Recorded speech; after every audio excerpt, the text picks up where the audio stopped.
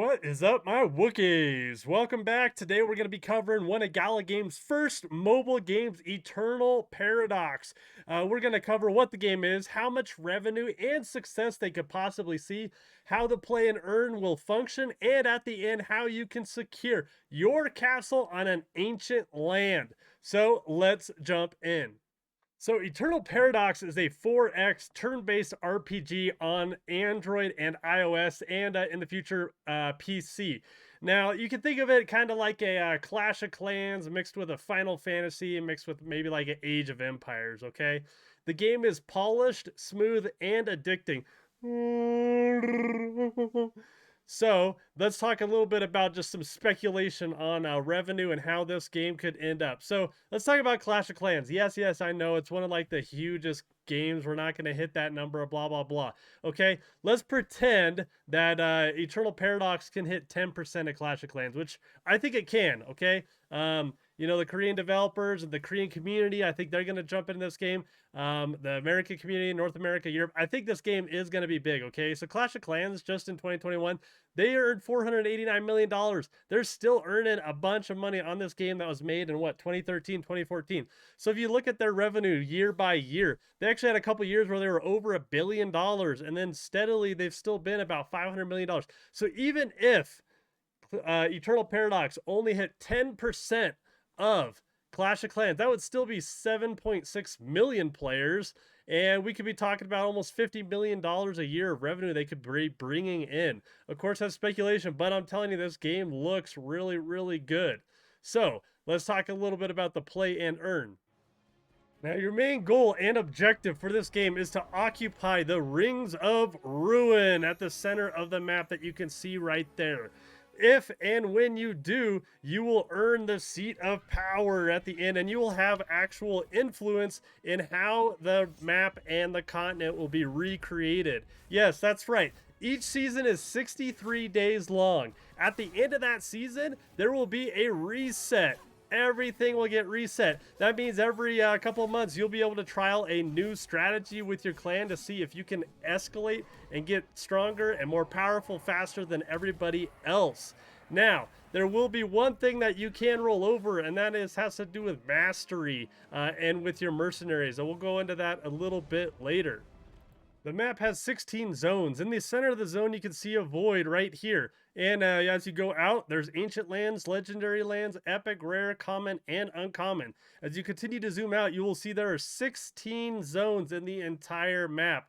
And at the very center of the map is the Rings of Ruin. However, when you build your castle, you do want to be close to one of those voids, as you will get better and better buffs as you get closer to the void. Once the season progresses, this is what you will want to occupy. What's cool is you can actually see real time what players are doing. You can see players right now literally playing the game, attacking different camps, destroying camps, getting resources, and getting silver. Each of your mercenaries is able to get silver in their pouch, and that will equate to play and earn. What is incredible to me is how many land deeds are actually still available on the Gala Games store. I do have the link down below to take you there. Let's talk about why the lands are so great. So first off, obviously, like I said, the closer you are to the void, the better that land will have to give buffs to their players. Here are the common sizes. Now, a castle takes up a 4x4 area, so you have to divide all this by 4 to determine how many players you can have on your land.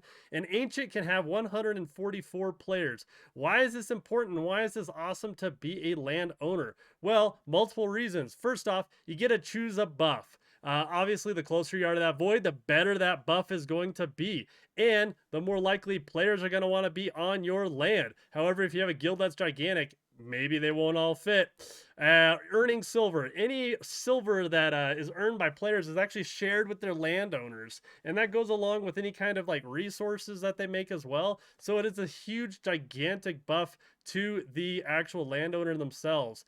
Now, the silver is how you are actually going to earn daily tokens and rewards, as well as seasonal tokens and rewards. So not only can you be making your own silver, but you'll also be getting a little bit from your landowners as well. Anybody who is not active or just taking up a space, you can actually kick them off of your lawn and put somebody else in there who is better. Now, that brings me to the point of, if you don't want to purchase your own land, you can actually get your castle placed on some ancient land. Let me tell you how. Simply join the Discord that I made for myself. I have an ancient land and I would love to have you come on over. We can discuss what kind of buff you would want because we have to decide which buff is going to be the most beneficial for everybody.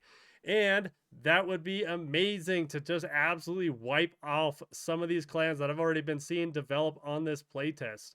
The current playtest right now has seen a lot of folks, and that might be because of the $5,000 of in-game items that you can actually win right now. So the playtest has been going really well. It has been super fun. It has been super addicting. Now, this game has gigantic depth. I have been playing it, and there are so many things to learn about. I'm just going to go over a couple quick things with you. First off, mastery. The reason I'm covering this is because at the end of the 63-day season, your mastery will roll over, and you will not lose these buffs. So should be a final way you can upgrade your mercenaries. However, it is also going to be the most sought after, and that's because it's going to carry over to the next time when everything gets reset and we have to rebuild and start to replunder and gather resources once again. So mastery is going to be something you want to focus on in the game. Along with a turn-based Final Fantasy style gameplay, you also have your castle. So this is where you're going to be building farms, extractors, miners to gather resources. You're going to be training troops and making your army gigantic. The tavern, you're going to strengthen mercenaries and get them stronger and leveled up.